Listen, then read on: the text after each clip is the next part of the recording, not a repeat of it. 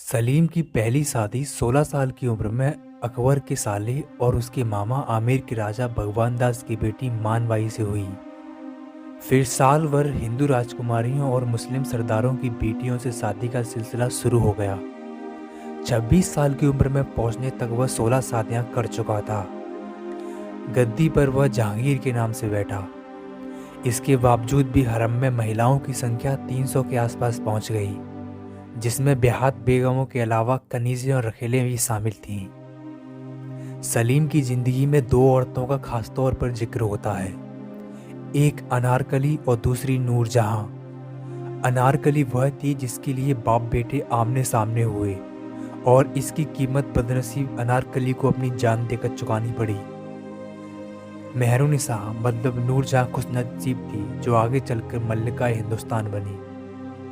सलीम की पैदाइश के पहले अकबर की बेटी फातिमा बेगम और जुड़वा बेटे हसन और हुसैन की बहुत छोटी सी उम्र में मौत हो गई थी। वली अहद की ख्वाहिश में अकबर ने शेख मुहिउद्दीन चिश्ती से तमाम मिन्नतें की थी।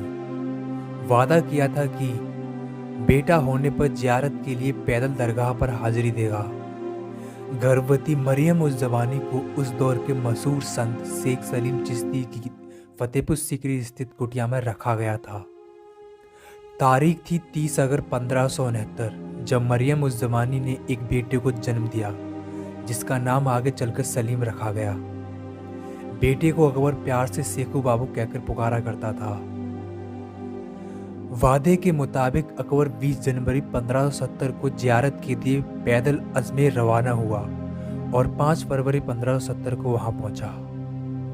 जियारत का यह सिलसिला आगे भी कई सालों तक चलता रहा। अनारकली की वास्तविकता को लेकर इतिहास में कई सारे किस्से कहानियां दर्ज हैं। उस समय के विदेशी यात्रियों के यात्रा वृत्तांत जुदा तस्वीरें पेश करते हैं। मशहूर फिल्म निर्माता के आसिफ ने अपनी यादगार फिल्म मुगले आजम में अनारकली को सलीम की प्रेमिका के तौर पर पेश किया है, जिसे शाहजहां अकबर ने कबूल नहीं किया। अनारकली उसके गुस्से का शिकार हुई और बाद में उसे दीवार में चिनवा दिया गया, लेकिन फिल्म के दर्शकों के लिए यह पचाना भारी ना पड़े, इसलिए उसे सुरंग के जरिए जिंदा बाहर निकाल दिया गया। लेकिन उस समय के मशहूर यात्री एडवर्ड टेरी और विलियम फिंच के ब्यौरों के मुताबिक अनारकली अकबर की पत्नी और सलीम की सौतेली मां थी। मशहूर यात्री फिंच ने सलीम के शासनकाल के दौरान मध्य भारत के विभिन्न हिस्सों की यात्राएं की। टेरी ने अनारकली को अकबर की पत्नी बताया, जिसे वह बेहद प्यार करता था। अकबर के सलीम से संबंध खराब होने की वजह बेटे का अपनी सौतेली मां से जिस्मानी रिश्ते बनाना माना जाता था। टेरी ने अनारकली को दीवार में जिंदा चिनवाने की घटना को सच बताया है। फिंच ने गुजरात से काबुल तक की बहुत सी यात्राएं की थी। उसके यात्रा वर्णन में लाहौर काबुल के रास्ते में सुल्तान दानियाल और उसकी मां अनारकली की कब्रों का उल्लेख मिलता है। अकबर का बेटा सुल्तान दानियाल भी अय्याश मिजाज का था। उसकी मौत की असली वजह बेहद शराब पीना माना जाता है।